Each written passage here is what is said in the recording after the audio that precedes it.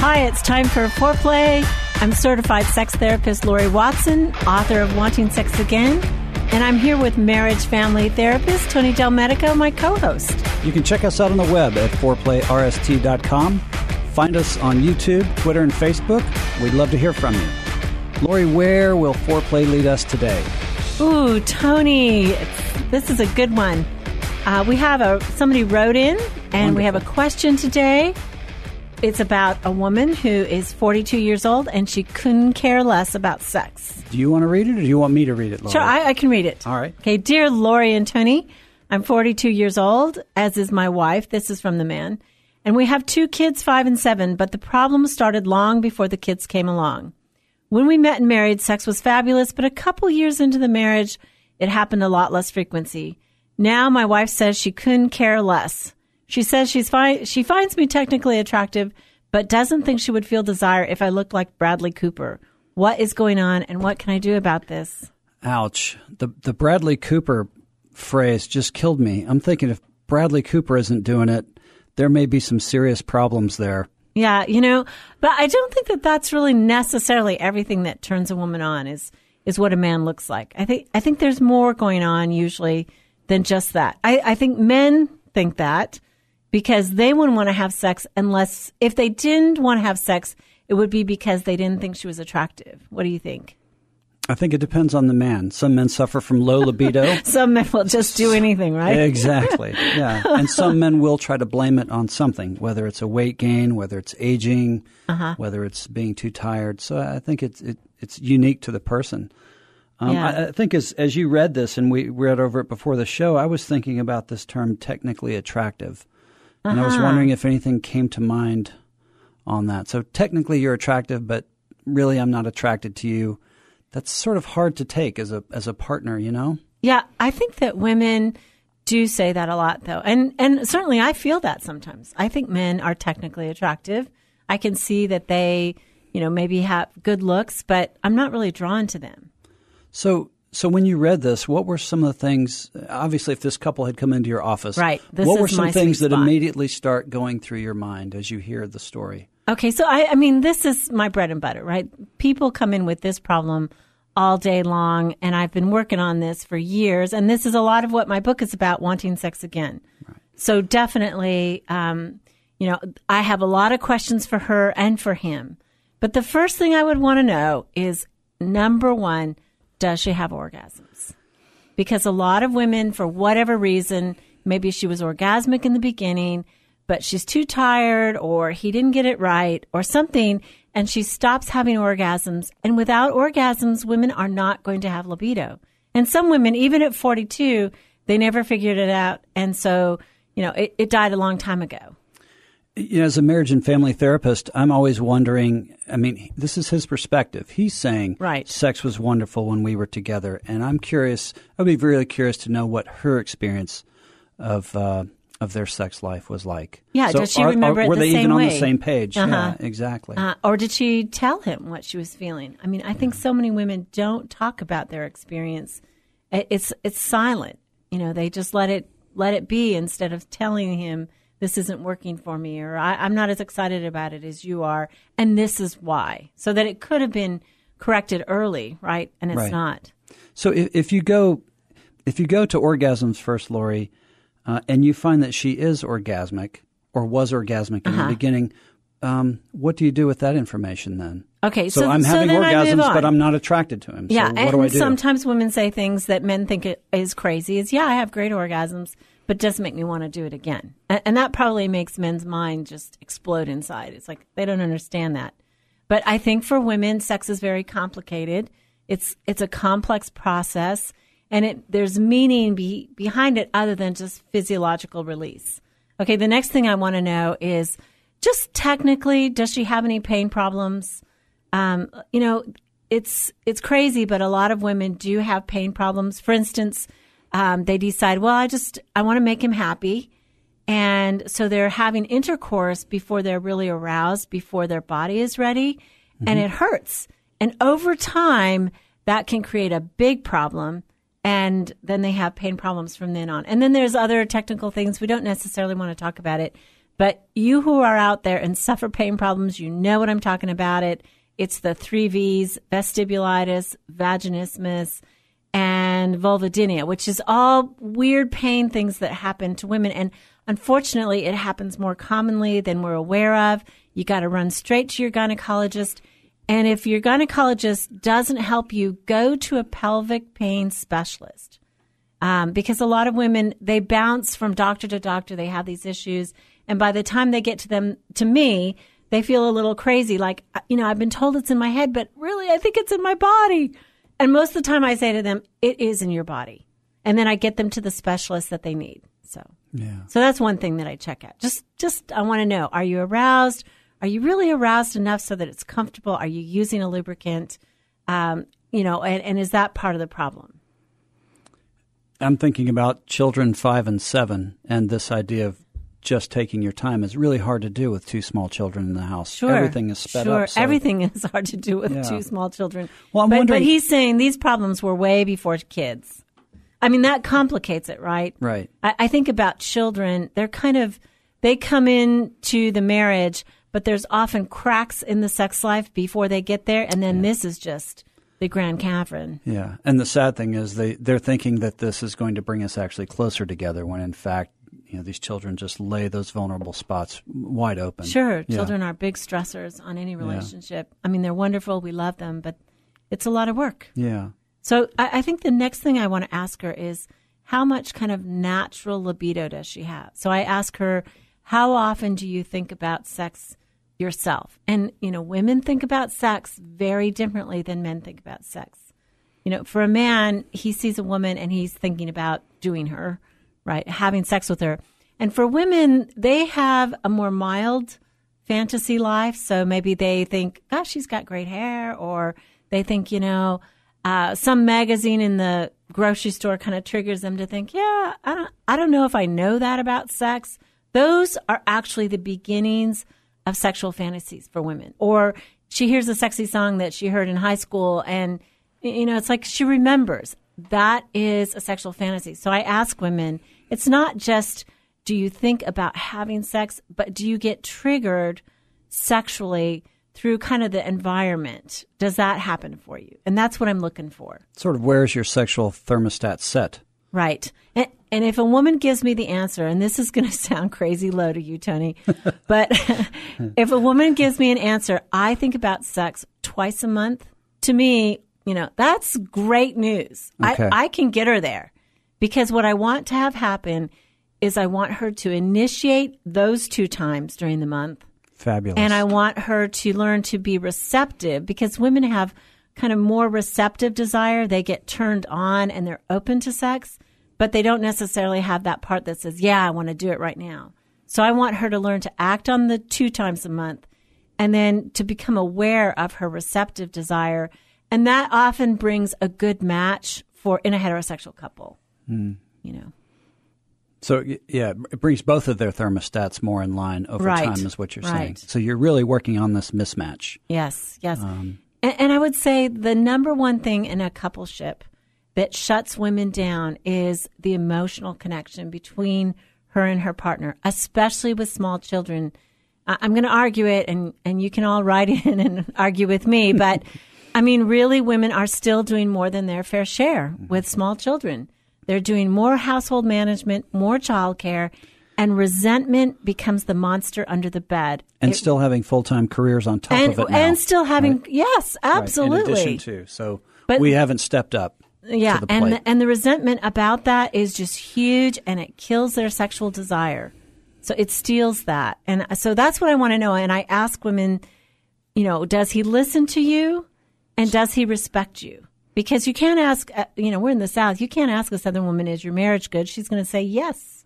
Yeah. But you can try to figure out what she feels really qualitatively about the relationship by those 2 questions. So you're speaking to the power dynamics and the unwritten rules. Not only are you going to now be an educated professional in your own field, but you're also going to be mother, cook, chauffeur, PTA. Right, taking it on too much. Yeah, and I'll cut the grass on Sundays after I play my round of golf. Yeah, and I do have men tell me, no, Lori, I do everything. I cook, I clean, take care of the children. This is not what the problem is. But sometimes there are deeper dynamics. It's not just the doing. It's that she doesn't feel deeply connected to him. Yeah. Somehow or another, their friendship is lost.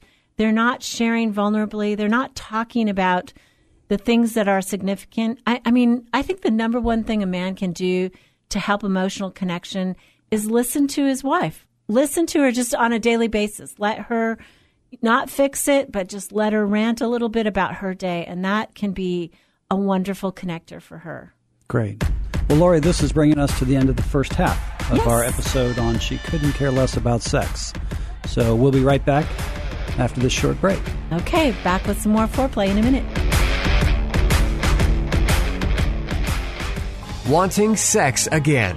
How to Rediscover Desire and Heal a Sexless Marriage by certified sex therapist Lori Watson. Each chapter is designed to fix one of the problems that cause low libido, from early marriage through the childbearing years, even all the way through menopause. I've also had men read it and tell me that for them it was the most hopeful thing they read about resolving sexual problems. Look for Wanting Sex Again on Amazon.com. You can also talk to Lori Watson for therapy in person or via Skype. I offer couples counseling and sex therapy, and I think about both aspects of the relationship, emotional intimacy and sexual technique, and that combination together helps marriages be happy. Improve your sex and improve your relationship with Awakening Center for Couples and Intimacy. Find out more at awakenloveandsex.com and sign up for their next couples retreat weekend, hosted by Lori Watson. awakenloveandsex.com. Awaken what's possible. Welcome back to Foreplay Radio Sex Therapy. We appreciate you fooling around with us today. In the first part of the show, Lori, we had a listener write in, and it was a couple, a 42-year-old man who had written in. They had two small kids, 5 and 7, and they were finding that while they had started out as a couple with a great sex life, after with the coming of these kids and over time, he was finding that she was just not attracted to him anymore. So she was technically attracted, but their sex life has really fallen off. Right. And again, I don't think it's necessarily about attraction. I think that it is so different for women. There's so something. You're not buying the Bradley Cooper thing. No, I mean, okay. I think I hear that all the time. It isn't. He could be very good looking. Okay. And she may think he's very good looking, and it's more than that. I mean, I think we kind of talked about, first of all, we want to make sure she's having orgasms. We want to make sure she's not having any kind of pain problems, and wondering what she thinks about. Does she allow herself sexual fantasy or any kind of thought? And what is the big connection between the two of them? Are they friendly and warm and connected? I think that oftentimes with children, there's just not as much time, and they let that go, right? We often prioritize our children, and then suddenly there's no time for the couple. We become mommies and daddies instead of lovers. Right. Yeah. So I think the next thing I would want to know from her is just sort of, does she have anxiety, depression? Is she on any kind of medication? Many times women get on antidepressants because this is the lowest time of satisfaction in any marriage, is when we have small children. That is just statistically the worst time for a marriage. So just try to get through it, everybody, and it gets better. But I would say sometimes women are managing with real depression. They're on an antidepressant, and that kills libido and it kills orgasm for them. Lori, I'm also thinking about birth control. After 2 children, they may not want a third one, and that is a libido killer. It also can cause pain problems because it can dry out her vaginal tissue. That's a big one. Yeah, I mean, birth control, I often listen, and women kind of, it makes sense. They'll say, I'm attracted to him. We're great friends. He respects me, but there's just something in my body. I just don't crave it. And this is, let's say, a young 42-year-old or a 32-year-old, and something tells me, okay, go back, maybe get an IUD instead of the birth control pill and see what happens then. Yeah. In fact, I vote for IUDs for most women. I think that to the pill. Oh, yeah. If you're not going to have children, or you're waiting some period of time in between, the birth control pill can really stop libido. Mm-hmm. And that's the big problem. I know he's just 42, but if he was 52 or 47, would you be advocating a vasectomy? Oh, yes. I mean, if they're done with kids, any age, get the vasectomy. Yeah. Absolutely. Yeah. And 42, it's possible that she is perimenopausal, which means she's starting to have hormonal changes that are shutting her down. But he's saying, no, this happened before children. So, I mean, this is probably not hormonal in my mind. Right. I wouldn't go there first. Yeah. But I would at least check out her meds and stuff like that. Yeah. I think getting away from this just a bit, it is a sad and ironic thing that birth control has created so much liberation for women and given women so much power. And on the flip side of it, it dampens libido. So it's a shame they haven't come up with a way to have your cake and eat it too and actually have the libido. I know they've just come out with a pill that's supposed to be for women. Right. And we can talk about that. Yeah. Anyway. But you're right about the pill. I mean, we think that this provides sort of a Cadillac way of not to have to worry about birth control, and then suddenly it shuts down libido. And men tell me, well, you know what? She was on the pill for 5 years when we were dating, and it didn't seem to do anything to her libido then. Mm-hmm. But I think what happens for women is in new relationships, their excitement about that, their arousal kind of overrides the negative effects of the pill. And there's a cumulative effect over time that can impact her. So sometimes women in good relationships where everything else seems to be right have some relief when they change birth control methods. Gotcha. So you're saying cumulative just by taking a certain pill for a certain amount of time. Right, exactly. Gotcha. Okay. Exactly. Even the low estrogen ones are problematic. Because let me tell you a physiological little fact while we're at it. Sure. Is estrogen binds with testosterone.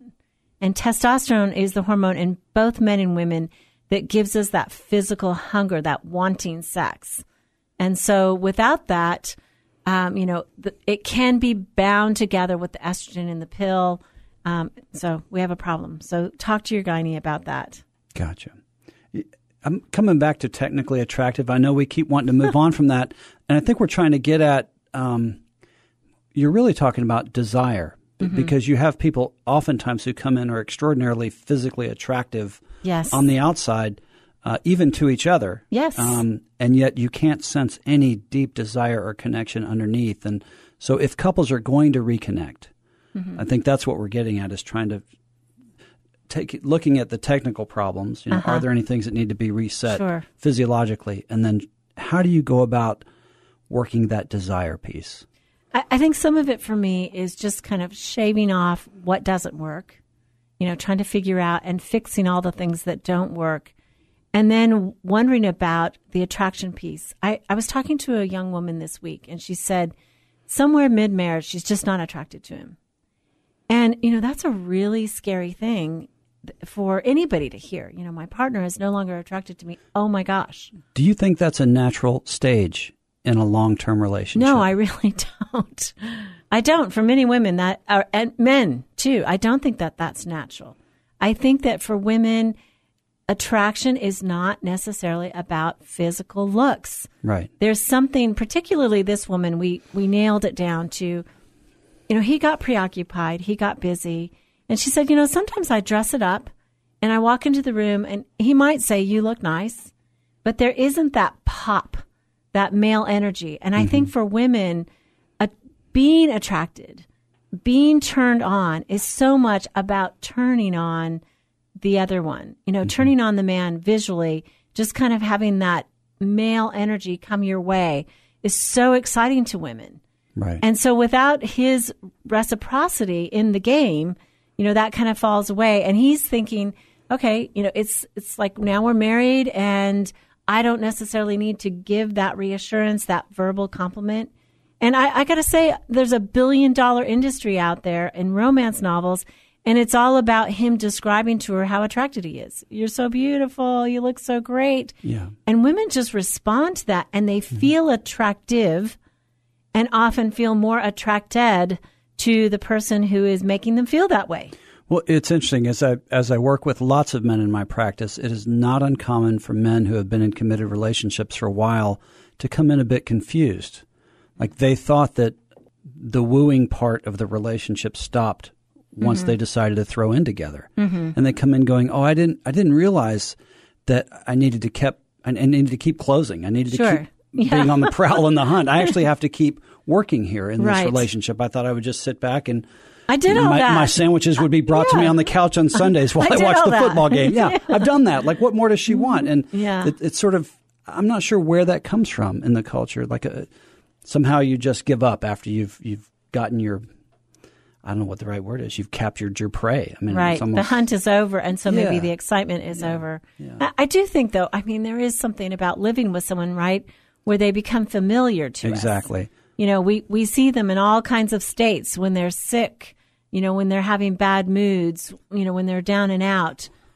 When they're in the bathroom. Hopefully they don't see right. that, Tony. Even by accident. I mean, you're living closely together, and right. you're on top of one another. Right. And that familiarity, I think, does change our feelings of attraction. Well, I think that's what I was getting at earlier, and I'm not sure you understood my question. I was wondering if every couple got to this stage of sort of taking each other for granted in some form or fashion at some point in the relationship. So when this couple comes in like this, you say it's your bread and butter, it would seem like to me that most couples bump up against this familiarity thing, taking each other for granted. Right. So, and you can normalize that, I think, with people that come in. You're actually right where you're supposed to be.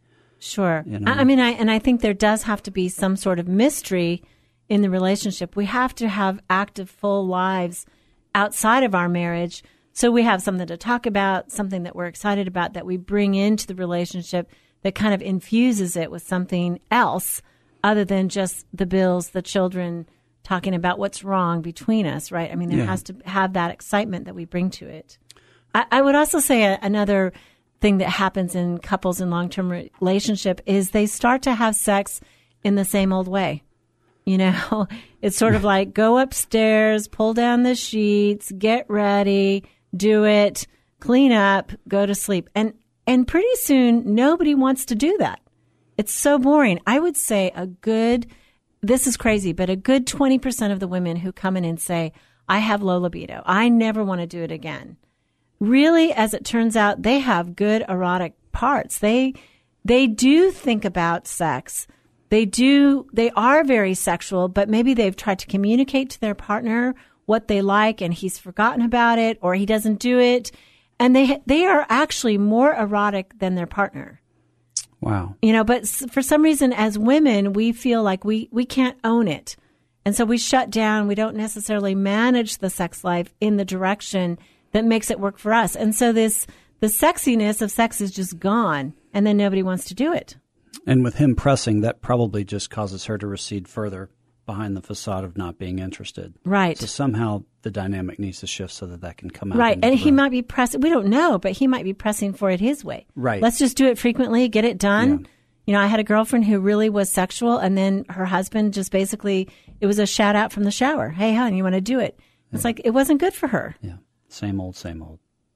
Well, Lori, we're rapidly approaching the end of our session today on this. And I loved your thinking, both from the technical side and the relational side. Mm-hmm. And I think if couples can hit both of those, you're saying, and if there's some desire there, there's hope for this relationship if they're willing to put in the time and the effort. Right. Yeah.